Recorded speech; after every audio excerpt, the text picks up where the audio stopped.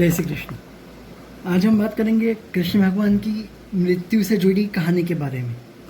जैसा कि आप सब जानते हैं कि महाभारत के समय कृष्ण भगवान को गांधारी ने श्राप दिया था।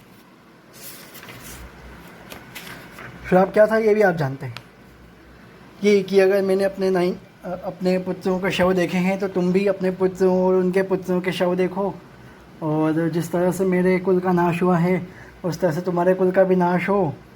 और लेकिन तुम्हारी मृत्यु ऐसे हो जैसे कि एक जानवर की भांति कोई शिकारी उसका शिकार करता है, ना कि युद्ध भूमि में एक क्षत्रिय की भांति। ठीक है, ये कहानी तो यहाँ ख़त्म हो जाती है। अब हम आगे चलते हैं। जब युद्ध ख़त्म हो गया है और कई बरस बीत गए हैं, तब कृष्ण और रुक्मिणी दोनों पति पत्नी हैं, राधा है, रानी है, और उनका गृहस्थ जीवन इतना उत्तम है कि वो पूरे संसार में जाना जाता है। अब इस बात का पता दुर्वासा ऋषि को भी पड़ा। उन्हें सोचा कि क्यों ना एक बार द्वारका चलें और देखें कि क्या ये सही है या गलत। तो वो द्वारका पहुँचे। श्याम और रुक्मिणी, हमारे कृष्ण भगवान और रुक्मिणी जी ने उनका स्वागत किया और हर इच्छा पूरी करने का वादा भी किया। लेकिन दुर्भाग्य से दुर्वासा ऋषि ने ऐसी अनरीजनेबल और अयुक्तियुक्त डिमांड बताई जिससे कि कृष्ण और रुक्मिणी परेशान हों और उनको घर से बाहर निकाल फेंकें। जैसे उन्होंने सबसे पहले तो वहाँ जो पर्दे टंगे हुए थे महल के वो फाड़ दिए, और किचन के अंदर जो मटके वगैरह रखे हुए थे वो तोड़ दिए। और इतना ही नहीं, उनने तो जो दरबार था, दरबार के बीच में स्नान भी किया। बहुत लज्जा हुई। अब क्या होता है, अब उनको बैठने के लिए कोई कुशन नहीं मिला, कोई अच्छा गद्दा स्थान नहीं मिला। तो उन्होंने कहा कि वो खाना खाते समय शाम हमारे कृष्ण भगवान की कमर पे बैठेंगे। फिर उन्होंने रथ चलाने की इच्छा प्रकट करी। अब इच्छा तो प्रकट करी तो सही, लेकिन रथ चलाएगा कौन? कोई घोड़ा नहीं, स्वयं महारानी रुक्मिणी। ठीक है भाई, अब आतिथ्य सत्कार करना है, तो ये भी हुआ।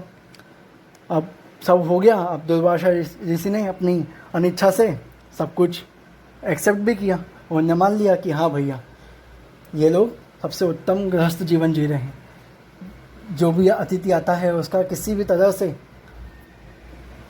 निरादर बिल्कुल नहीं करते हैं। अब फाइनली दुर्वासा ऋषि ने एक ऐसी इच्छा प्रकट करी जो रहस्यमय है, जिसका शाम की मृत्यु से कनेक्शन है। उन्होंने बोला कि तुम थोड़ा तेल लेके आओ। और जब तक तेल आया तब तक उन्होंने श्याम भगवान से कहा कि तुम उसी तरह खड़े रहो और बांसुरी बजाओ जिस तरह से तुम राधा के लिए बांसुरी बजाते थे। अब कृष्ण भगवान को ये पता था कि अगर वो वैसा करेंगे तो उससे रुक्मिणी को बड़ा दुख होगा। अब फिर भी दुर्वासा ऋषि हैं, उनका गुस्सा तो बहुत तेज होता है, माननी पड़ी बात, और उनका अतिथि भी है तो भी माननी पड़ी बात। अब क्या होता है कि जब वो अब यहाँ पे ये बात ध्यान रखने वाली बात है कि वो किस तरह से खड़े होते थे कृष्ण भगवान जब राधा के लिए बांसुरी बजाते थे। ये आप सबको पता है, उन्हें भी पता है, तो मैं एक बार बता देता हूँ। वो हमेशा अपने लेफ्ट लेग पे खड़े होते थे, उल्टे पाँव पे खड़े होते थे, और अपना राइट पाँव ऐसा फोल्ड करते थे। ठीक है। अब फिर जब रुक्मिणी तेल लेके आई तो दुर्वासा ऋषि ने कहा कि तुम्हारा जो तेल है ये शाम की पूरी बॉडी पे लगा दो। रुक्मिणी ने वैसे ही कहा, वैसे ही करा, तेल लगा दिया, सब कुछ हो गया। फिर दुर्वासा ऋषि ने आशीर्वाद दिया और साथ ही ये वरदान भी दिया कि मैंने तुम्हारे साथ में इतना अत्याचार करा और तुमने वो सब बिल्कुल सहा अच्छे से, इसलिए मैं तुम्हें वरदान देता हूँ कि जिस जिस भाग पे शाम के तेल लगा है वो भाग अवैध है, उस पर ना किसी शस्त्र का असर होगा ना किसी जहर का। ठीक है। रुक्मिणी खुश हो गई। रुक्मिणी के साथ में और भी जो शाम के पटरानियाँ थी वो भी खुश हो गई। फिर उन्हें याद आया कि अरे भाई, जो जो लेफ्ट पाँव था उसके नीचे तो तेल लगा ही नहीं है। ठीक, अब ये जो अब आगे चलते हैं। ये द्वारका वाली बात मैं आपको फिर बताना चाहूँगा कि जब अगर आपने द्वारका गए हों और द्वारका के मंदिर में देखा हो तो आपने रुक्मिणी का जो मंदिर है वो कृष्ण मंदिर से अलग है, क्योंकि वहाँ ऐसा कहा गया है जब दुर्वासा ऋषि ने वो रथ चलाने को कहा था तो रुक्मिणी जी प्यासी हो गई थी और उन्होंने दुर्वासा ऋषि को ऑफ़र किए बिना ही पहले पानी पी लिया था। इससे उन्होंने उनको श्राप दिया कि तुम हमेशा कृष्ण भगवान से अलग ही रहोगी मंदिर में।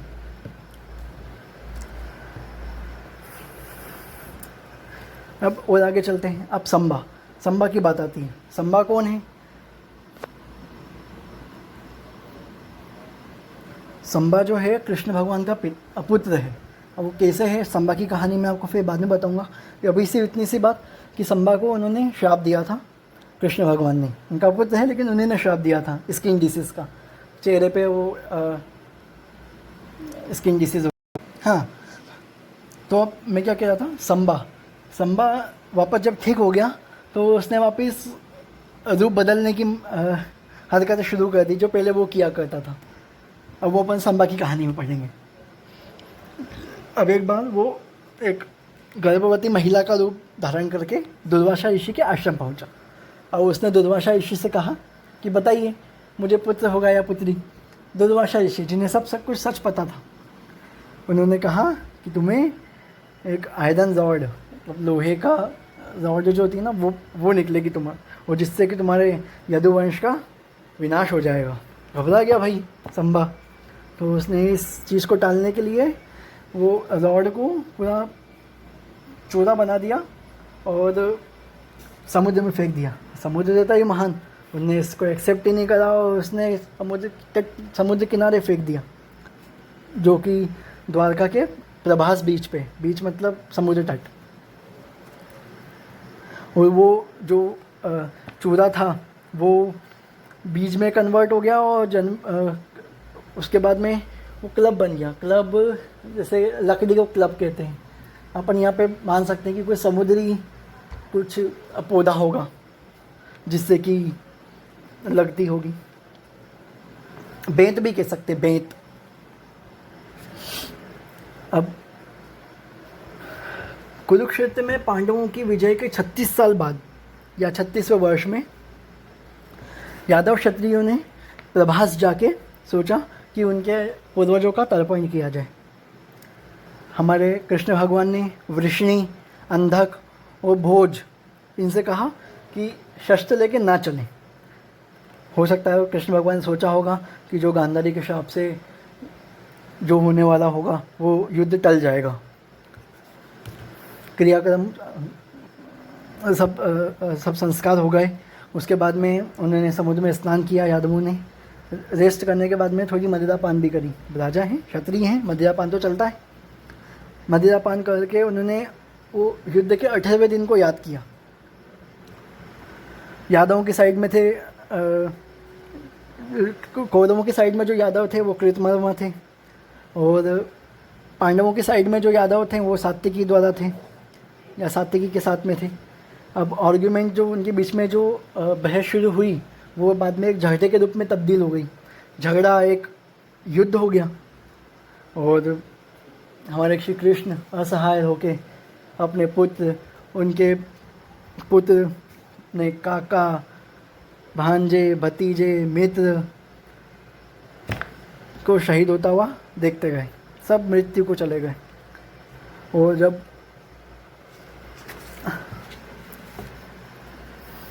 कोई नहीं बचा, कोई भी नहीं बचा, जो समुद्र का किनारा था वो भी पूरा उससे लाल लाल हो गया। सिर्फ श्याम और बलराम बचे। ये जो युद्ध की कहानी है, यादव युद्ध जो हुआ था, ये महाभारत के मौसल पर्व में है। आप चाहें तो उसमें देख सकते हैं।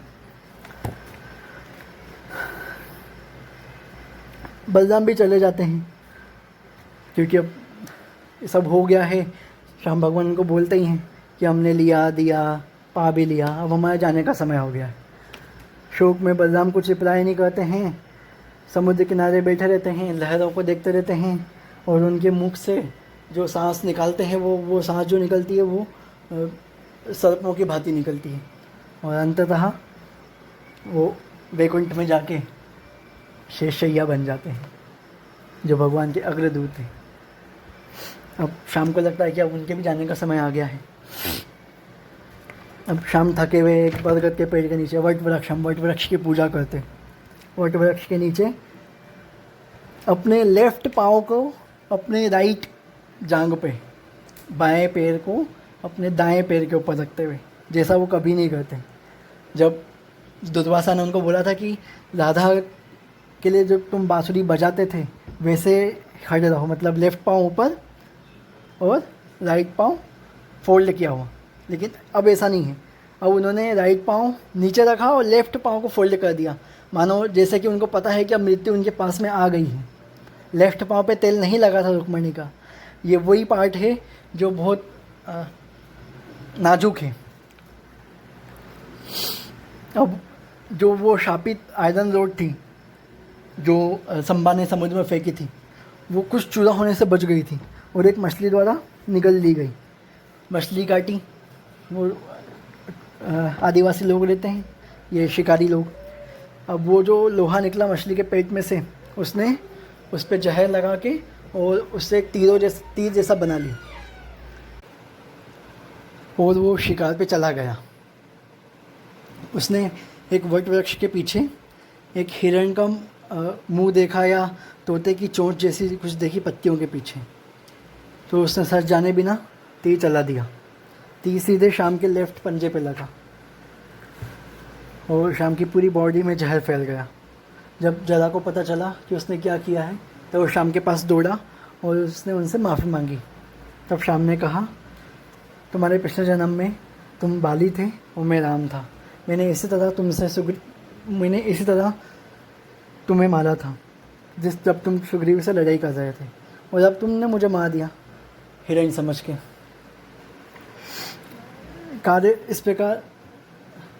कर्म इस प्रकार ही कार्य करते हैं। न तुम अपराधी हो न मैं पीड़ित हूँ। ये मेरे पूर्व में किए गए कर्मों की ही प्रतिक्रिया है जिसमें गांधारी का दुख शामिल है।